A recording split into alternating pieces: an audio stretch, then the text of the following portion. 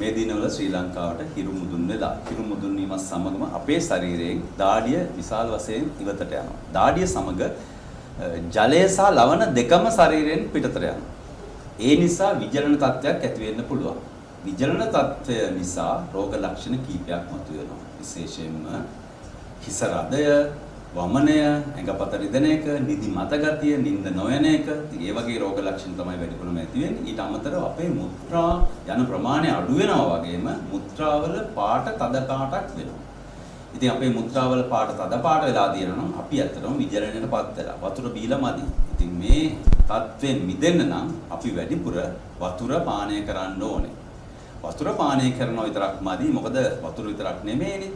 Sodium ලවණයත් අපේ ශරීරයෙන් ඉවතට යනවා. ඒ නිසා අපි පුළුවන් නම් තැඹිලි වතුර, ජීවනී අර ඒ වගේ දේවල් වැඩිපුර පානය කරනවා නම් හොඳයි. ඊටත් අමතරව දෙහි, දොඩම්, නාරං, දෙලුම්, කැඳ වර්ග, සුප් වර්ග ඒ වගේ දේවල්, තැඹිලි වතුර, කුරුම්බ වතුර ඒවා පානය කරනවා නම් මම හිතනවා අපිට මේ තත්ත්වය මගහැර ගන්න පුළුවන් කියලා. ඉතින් කැඳ වලට, සුප් වලට, දෙහි වලට ලුණු පොඩ්ඩකුත් මිශ්‍ර කරලා පානය කරන්න දෙන්න.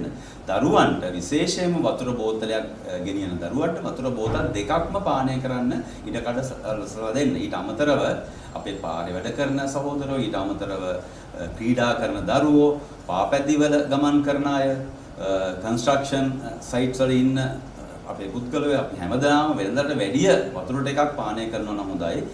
එහෙම නැති වුණොත් අපිට විජලනය වෙනවා. ඊට අමතරව අපිට වැඩ ටික කරගන්න මොලේ වැඩ කරන්න නැති තත්ත්වයකටපත් වෙන්න පුළුවන්. ඒ නිසා මේ ගැන අපි හැමදාම කල්පනාකාරී වෙලා ස්වභාවික දියර ආහාර පානය කරගන්න, කෘත්‍රිම දියර ආහාර නෙමෙයි. ඊටත් අමතරව මේ දවස්වල අපි වතුර බොන්නේ නැතුව දීර්ඝකාලීනව ක්‍රියාකාරකම් වල යෙදුනොත් තාප කම්පන තත්ත්වයන්ටපත් වෙන්න පුළුවන්. එතකොට හෘදේ වස්තුවට මොළයට පවා බලපෑම් ඇති වෙන්න පුළුවන්. කලන්තය, ෆිට් එක, ඒ කියන්නේ වලිප්පුව, ඊට අමතරව මරණ පවා සිදු වෙන්න පුළුවන්. අපි වතුර බොන්නේ නැතුව විශේෂයෙන්ම යුද්ධ හමුදා පුහුණු කිරීම, ක්‍රීඩා මැරතන් තරග, බයිසිකල් තරග, ඉස්සරහට අවුරුදු උත්සවත් වෙනවනේ. ඒ වැඩි අපි මේ සියලුම දේ කරන්න ඕනේ. අපි පුළුවන් නම් වැඩිපුර ස්වභාවික දියර ආහාරයට අරගෙන. හැබැයි කෘත්‍රිම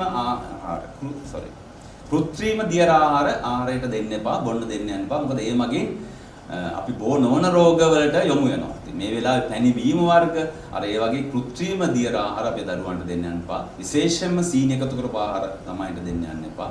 බීම දෙන්න යන්න එපා. ඒ මගින් බෝ නොවන රෝග වැඩි වෙන්න පුළුවන්. ඊටත් අමතරව මේ දවස්වල අපේ දරුවෝ අපි අතර හැමේ රෝග වැඩි වෙනවා. දාඩිය බිබිලිය වැඩි වෙනවා.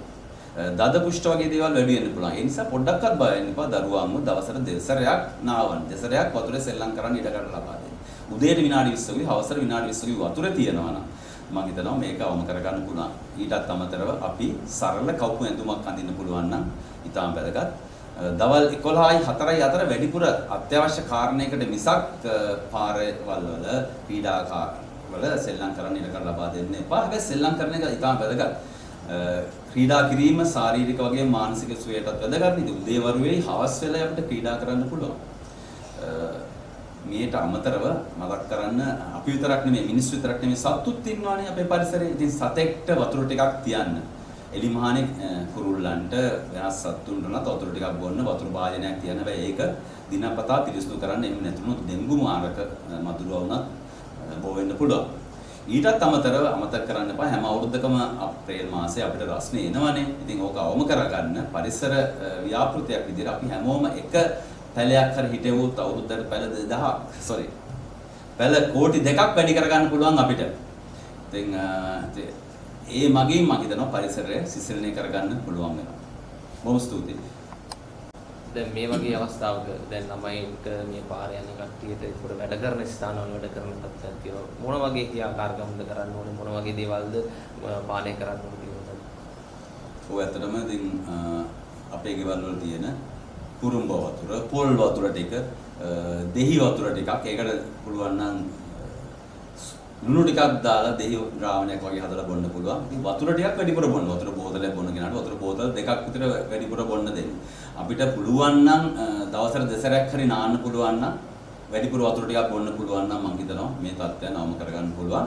පාසල් වල දරුවන්ට, පාරේ වැඩ කරන පුද්ගලයන්ට, බස් වල කෝච්චි වල ගමන් විමාන යන අය අපි හැමදෙනාම වෙනදාට වැඩිය වතුර බෝතලයක් පානය කරන්න අපි සූදානම් වෙන්නේ. යම්කිසි තාපකම්පන තත්ත්වයක් හෝ ආසාද තත්ත්වයක් ඇති වුණොත් මොකද්ද ගන්න ඕන පියවර? ඔය ඇත්තටම දැන් පරිසර උෂ්ණත්වය ගොඩාක් වැඩි වෙලා අපේ ශරීර උෂ්ණත්වයට ඔරොත්තු දෙන්නේ නැති වෙන විදිහට සමහරක් වෙලාවට වැඩි වෙන්න පුළුවන්. ඒ මගේ තාප කම්පන තත්ත්වයක් නැති වෙන්න පුළුවන්. ඉතින් වතුර බොනවා නම් වැඩිපුර මේක අවම කරගන්න පුළුවන්. හැබැයි හදිස්සියෙම දෙයක් කළා කලන්තයක් කර හැදුනොත් ඒ දරුවට පොඩ්ඩක් කලන්ත ගතිය. හරි සීනි ඇතිවීමක් තියෙනවා නම් වම් පැත්ත යටට වෙන විදිහට හරවලා තියන්න. ඉතින් එහෙම සීමත කල්පනාව දිනනවා නම් මම හිතනවා ළඟම ඉන්න වෛද්‍යවරයෙක් වෙත හරි රෝහලක් වෙත ගෙනියන්න